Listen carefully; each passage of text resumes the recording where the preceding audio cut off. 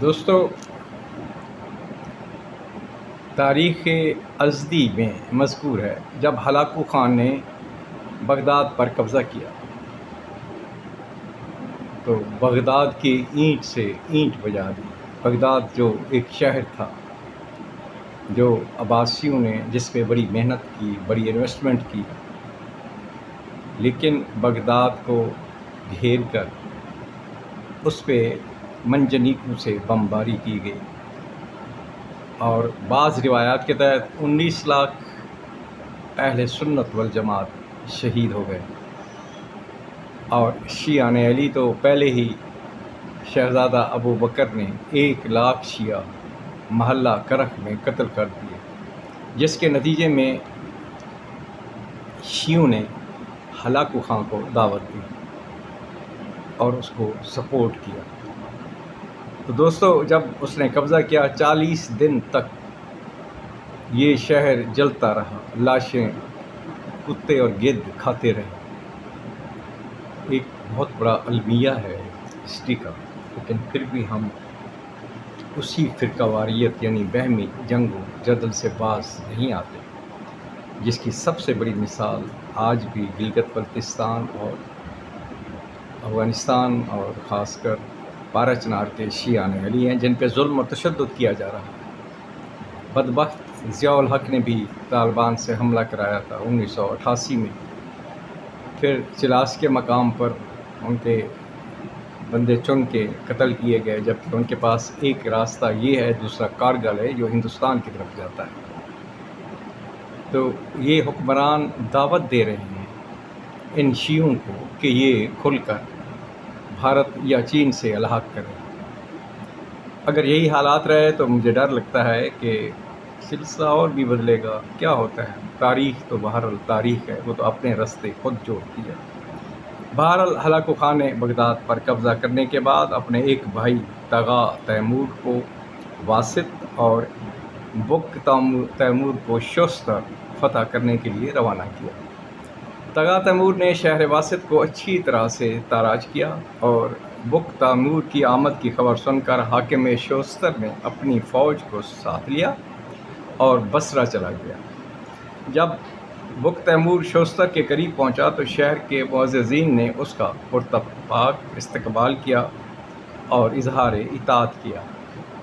تو دوستو، یہی چیز آپ کے پاکستان کی جو حکمران اشرافیہ ہے، جو فیوڈل لارڈز ہیں، بڑے بڑے خان ہیں، زمیندار ہیں، یہ لوگ بھی اسی طرح چھوڑ کے چلے جائیں گے اور عوام کو حملہ آور کے رحم و کرم پر چھوڑیں گے۔ بھارت تاریخ پہ نظر رکھنا اور اس سے سبق سیکھنا بڑا مشکل کام ہوتا ہے، آسان بھی ہوتا ہے۔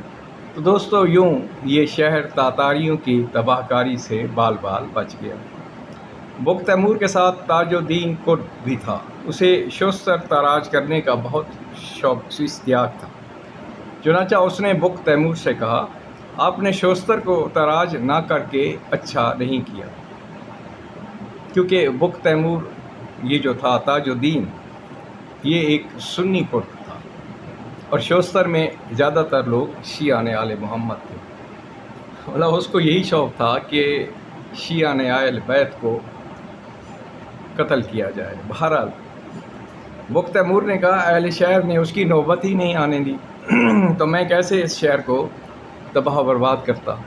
اس نے کہا، اچھا کل میں کوئی ایسا بہانہ تلاش کروں گا جس کی وجہ سے اس شہر کو تاراج کرنے کا بہانہ مل جائے۔ رات کو جب وہ سویا تو اس کے پیٹ میں شدید درد ہوا اور وہ زور زور سے کرانے لگا۔ بک تیمور اس کے پاس گیا اور اس نے کہا، یہ درد تجھے اس لیے پیدا ہوا ہے کہ تو نے شہر کو تاراج کرنے کا ارادہ کیا تھا، لہذا تجھے اپنے اس ارادہ سے باز آ جانا چاہیے۔ چنانچہ اس نے اپنا ارادہ بدل دیا اور شوستر کو شہر مبارک کا نام دیا، اور دوسرے دن بک تیمور اپنے لشکر کو لے کر وہاں سے چلا گیا۔ کتب تاریخ کی ورق سے معلوم ہوتا ہے کہ عہد اموی و عباسی میں اہلیان شوستر معتزلی عقیدہ تھے۔ جب 8ویں صدی ہجری میں سید اجل امیر نجم الدین محمود حسینی مرعشی اپنے شہر عامل سے ہجرت کر کے شوستر تشریف لائے تو اس وقت کے حسنی سادات کے نقیب سید عز و دولہ نے انہیں اپنی دختر کا رشتہ دیا۔ تو سید نجمالدین نے شوستر میں مستقل اقامت اختیار کر لی اور مذہب حقہ یعنی دین آل محمد کی تبلیغ فرمائی۔ ان کے اثر و رسوخ اور بعد میں حکومت موسویہ کے قیام اور سید امیر نور اللہ مرشی کی مساعی جمیلہ سے مذہب آل محمد نے اہل شوستر کے دلوں کو فتح کیا اور اہل شہر نے مذہب امامیہ اختیار کیا، اور یوں یہ شہر قم اور کاشان کی طرح سے مرکز ایمان قرار پایا، اور یہ جو ہے بہت سی اچھی باتیں ہو گئی۔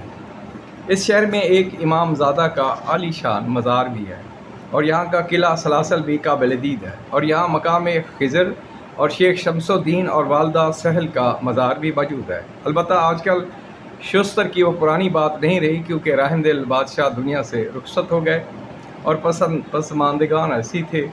تو دوستو، یہ شوستر کی مختصر سی تاریخ آپ کی خدمت میں حاضر کی۔